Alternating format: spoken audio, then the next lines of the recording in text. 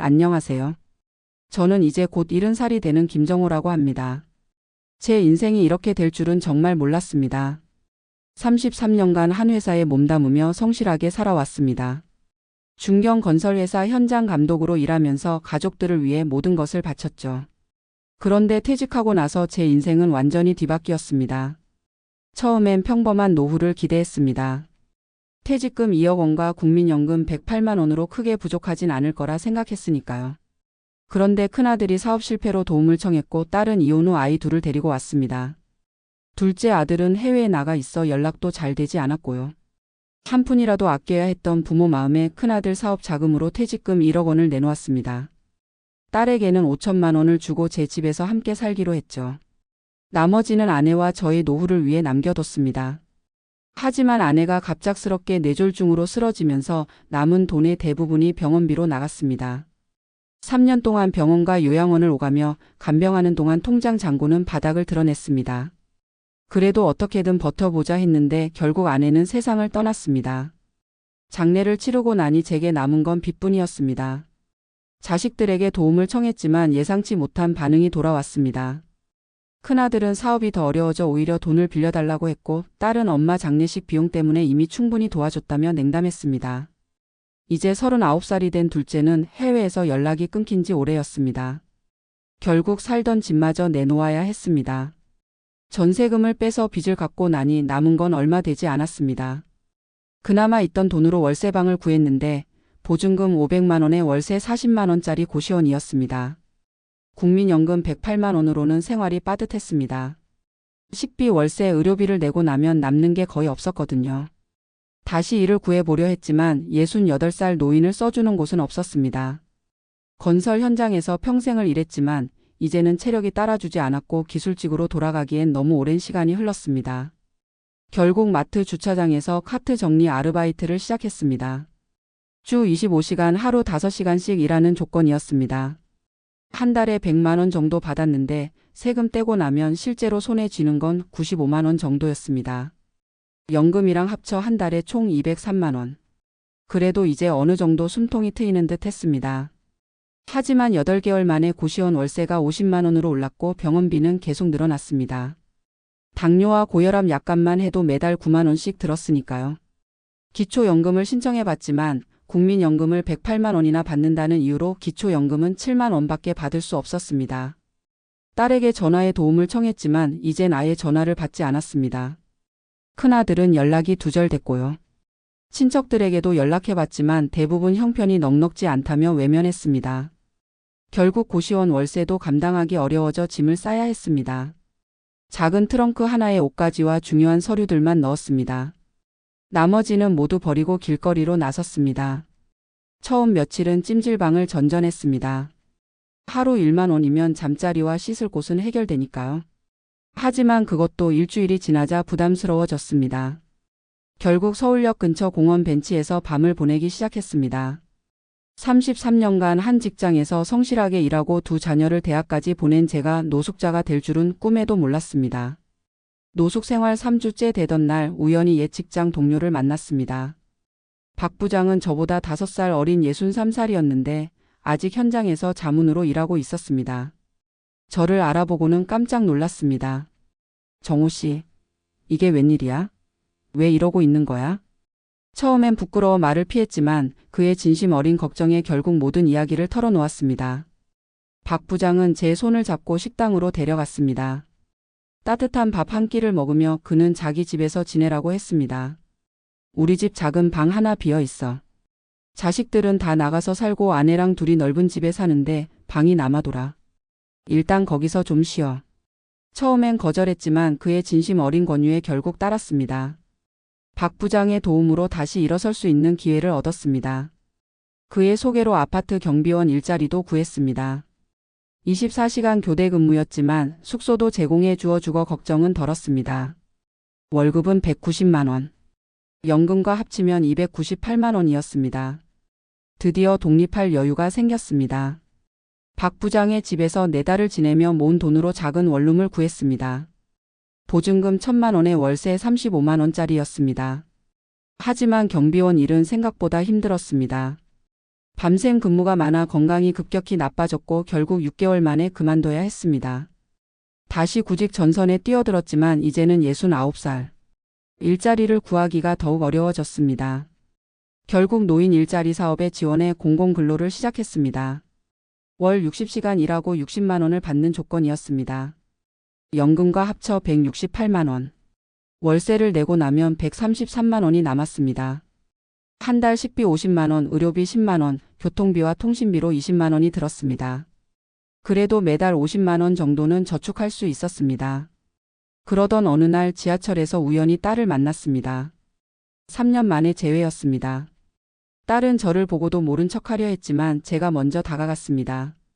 지은아, 아빠다. 딸은 당황한 기색이 역력했습니다. 아버지, 여기서 뭐 하세요? 잠시 어색한 대화를 나눈 후 커피숍으로 자리를 옮겼습니다. 딸의 아이들, 제 손주들은 이제 중학생과 고등학생이 되어 있었습니다. 요즘은 어떻게 지내세요? 형식적인 질문에 저는 담담하게 답했습니다. 그냥 그렇게 살아. 너희들 걱정하지 마. 사실 속마음은 달랐습니다. 내가 노숙자가 됐다가 이제야 겨우 방 한 칸 구했다고 하면 어떤 반응을 보일까? 하지만 굳이 말하지 않았습니다. 딸은 제 초라한 모습을 보고 눈물을 글썽였습니다. 아버지, 정말 죄송해요. 그때 제가 너무 이기적이었어요. 하지만 저는 그저 웃으며 넘겼습니다. 다 지난 일이야. 너도 힘들었을 텐데 뭐. 딸과 헤어진 후 집으로 돌아오는 길에 편의점에 들렀습니다. 문득 로또를 사고 싶다는 생각이 들었습니다. 평생 도박은 손도 대지 않았지만 그날따라 로또 용지가 눈에 들어왔습니다. 5,000원어치 샀습니다. 그리고 다음날 믿기지 않는 일이 일어났습니다. 제가 산 로또 번호 중 하나가 2등에 당첨된 겁니다. 무려 7천만 원. 당첨금을 받고 나서 가장 먼저 한 일은 월세방 계약을 해지하고 작은 아파트를 전세로 구하는 것이었습니다. 서울 외곽의 작은 아파트였지만 제게는 궁전이나 다름없었습니다. 전세금으로 5천만 원을 썼고 나머지는 안전하게 정기예금에 넣었습니다. 4.5% 이자로 연간 90만 원, 월 7만 5천 원의 이자 수입이 생겼습니다. 적은 금액이지만 소중한 보탬이 되었죠. 이제 공공근로와 연금을 합쳐 월 175만 5천 원의 수입이 생겼습니다. 집이 생기니 마음의 여유도 생겼습니다. 그때부터 자식들에 대한 생각이 달라지기 시작했습니다. 무작정 용서하고 다시 시작하는 게 맞을까? 한동안 고민했습니다. 결국 세 자녀 모두에게 편지를 썼습니다. 편지에는 제가 노숙자가 되었던 이야기, 그 시간을 어떻게 버텼는지, 그리고 이제는 어떻게 살고 있는지를 솔직하게 적었습니다. 로또 당첨 사실은 일부러 언급하지 않았습니다. 한 달 후 가장 먼저 연락이 온 건 둘째 아들이었습니다. 아버지, 정말 죄송합니다. 제가 너무 이기적이었어요. 해외에서 일이 잘 풀리지 않아 연락을 못 드렸어요. 이어서 딸도 전화했습니다. 아버지, 그동안 정말 죄송했어요. 제가 옆에 있었어야 했는데. 큰아들만 연락이 없었습니다. 나중에 알고 보니 제 편지가 반송되었더군요. 주소지를 옮겼다고 합니다. 저는 둘째와 딸을 집으로 초대했습니다. 둘째는 해외에서 일을 정리하고 귀국했고 딸은 아이들과 함께 왔습니다. 제 작은 아파트에서 오랜만에 가족 모임을 가졌습니다. 둘째는 해외에서 번 돈을 좀 건네주려 했지만 저는 거절했습니다. 돈은 필요 없어. 그냥 가끔 찾아와 주는 게 더 좋아. 딸도 미안함에 여러 선물을 가져왔지만 마찬가지로 사양했습니다. 그러자 손녀가 물었습니다. 할아버지, 어떻게 이렇게 좋은 집에서 살 수 있게 됐어요?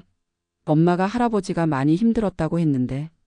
저는 빙그레 웃으며 대답했습니다. 할아버지가 운이 좋았어. 그리고 도와주는 사람들도 있었고. 자식들에게 로또 당첨 사실을 말하지 않은 이유는 간단했습니다. 진심으로 후회하고 돌아온 건지 아니면 돈 때문에 돌아온 건지 확인하고 싶었거든요. 한 달 후 큰아들의 소식을 들었습니다. 딸을 통해 들은 건데 사업 실패로 빚더미에 앉아 지방으로 도망갔다고 합니다. 아내와 이혼했고 아이들은 전처가 키우고 있다고 했습니다. 그 말을 듣고 마음이 아팠습니다. 아무리 그래도 내 자식인데. 조용히 큰아들의 거처를 수소문했습니다. 결국 경상북도의 작은 도시에서 그를 찾아냈습니다. 허름한 고시원에서 혼자 살고 있었습니다. 문을 두드리자 놀란 표정으로 저를 맞이했습니다. 아버지, 어떻게 여기를?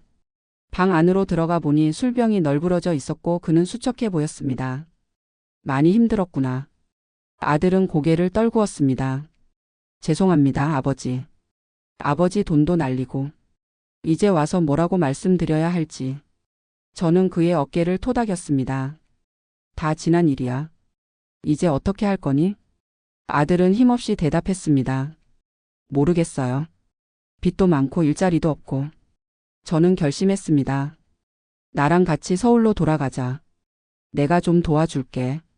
아들은 믿기지 않는다는 표정이었습니다. 아버지도 힘드시다면서요. 저까지 짐이 되면. 그때 제가 로또 당첨 사실을 털어놓았습니다. 사실은 내가 로또에 당첨됐어.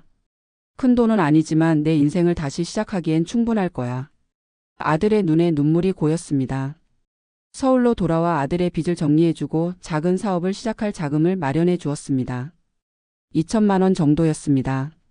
그리고 제 집 근처에 원룸을 하나 계약해 주었습니다. 이제 자식들과의 관계가 회복되었습니다. 매주 주말이면 함께 모여 식사를 하고 이야기를 나눕니다. 큰아들의 사업도 조금씩 자리를 잡아가고 있고 둘째는 안정된 직장에 취직했습니다. 딸은 여전히 아이들을 키우느라 바쁘지만 자주 찾아와 살림을 도와줍니다. 때때로 예전 일이 떠오르면 마음이 아프기도 합니다. 하지만 더 이상 원망하지 않기로 했습니다. 제가 노숙자가 되었을 때 손을 내밀어준 박 부장의 모습을 떠올리며 저도 누군가에게 그런 사람이 되기로 했으니까요. 요즘은 복지관에서 주로 시간을 보냅니다. 글을 못 읽는 노인들을 위해 편지를 대필해주는 봉사활동을 하고 있죠. 많은 노인분들이 자식들과 연락이 끊겼거나 도움을 청하기 어려운 상황에 처해 있습니다. 그분들의 이야기를 들어주고 마음을 담아 글로 옮겨주는 일은 제게도 큰 위로가 됩니다. 가끔은 제 경험담을 나누기도 합니다. 노숙자였던 제가 이렇게 다시 일어섰어요. 절대 포기하지 마세요. 그러면 희망의 눈빛으로 바라보는 분들이 많습니다. 지난주에는 노숙자 쉼터를 찾아가 봉사활동을 했습니다. 그곳에서 제가 노숙할 때 만났던 할아버지를 다시 뵈었습니다. 여전히 그곳에서 지내고 계셨는데 제 얼굴을 기억하시더군요. 아, 그때 그 사람. 잘 지냈나? 저는 그분께 따뜻한 식사와 새 옷을 드렸습니다. 그리고 복지사분과 상담해 그분이 기초생활수급자로 지정받을 수 있도록 도왔습니다. 제 자신의 경험 덕분에 어떤 서류가 필요하고 어떤 절차를 밟아야 하는지 잘 알고 있었거든요. 이제 저의 노후는 생각보다 평온합니다. 로또 당첨금 중 아직 남은 2천만 원은 비상금으로 보관하고 있습니다. 국민연금과 공공근로 수입으로 충분히 살 수 있으니까요. 가끔 자식들이 용돈을 주려고 하지만 대부분 거절합니다. 대신 손주들 교육비로 써달라고 합니다. 제 인생에서 가장 어두웠던 시기를 생각하면 지금의 행복이 더욱 소중하게 느껴집니다. 노숙자가 되었던 그 시간이 없었다면 지금의 감사함도 없었을 거라고 생각합니다. 사람들은 제 이야기를 듣고 복수라고 표현하지만 저는 그렇게 생각하지 않습니다. 저의 복수는 원망과 미움을 버리고 다시 시작한 것. 자식들에게 돈을 요구하거나 책임을 묻는 대신 스스로 일어서서 오히려 그들을 도와준 것. 그게 진정한 복수라고 생각합니다. 얼마 전 지하철에서 한 청년이 노인에게 자리를 양보하지 않는 모습을 보았습니다. 주변 사람들이 불편한 표정을 지었지만 아무도 말하지 않았습니다. 저는 그 청년에게 다가가 조용히 말했습니다. 젊은이, 나중에 당신도 늙어요. 지금 심은 대로 나중에 거두게 될 거예요. 청년은 잠시 저를 쳐다보더니 자리에서 일어났습니다. 하지만 저는 그 자리에 앉지 않았습니다. 저 뒤에 계신 할머니께 양보해 주세요. 그런 작은 변화들이 쌓여 세상이 조금씩 달라진다고 믿습니다. 봄이 되면 둘째 아들이 결혼한다고 합니다. 이제는 새로운 가족이 생기는 기쁨도 느끼게 되었습니다. 아내가 살아있다면 얼마나 좋아했을까 하는 생각도 들지만 그래도 감사한 마음으로 지내려 합니다. 인생은 참 예측할 수 없습니다. 33년간 한 직장에서 성실하게 일했던 제가 노숙자가 되었다가 로또에 당첨되어 다시 일어서게 될 줄 누가 알았을까요? 하지만 로또 당첨보다 더 중요한 건 제가 다시 희망을 찾았다는 것입니다. 그리고 그 희망을 다른 이들과 나눌 수 있게 되었다는 것. 그것이 제게는 가장 큰 행운입니다. 이제 70살을 앞둔 저는 남은 인생을 어떻게 살아갈지 고민합니다. 더 많은 사람들을 도울 수 있는 방법을 찾고 있습니다. 얼마 전에는 노인 자살률에 관한 뉴스를 보고 마음이 아팠습니다. 저도 노숙자 시절 한강 다리 위에서 잠시 그런 생각을 했었으니까요. 그래서 요즘은 자살 예방 상담 봉사활동도 시작했습니다. 제 경험이 누군가에게 도움이 될 수 있다면 그것으로 충분합니다. 자식들에게 버림받고 노숙자가 되었던 저의 복수는 결국 사랑으로 돌아왔습니다. 미움이 아닌 이해로, 원망이 아닌 용서로 채워진 복수였습니다.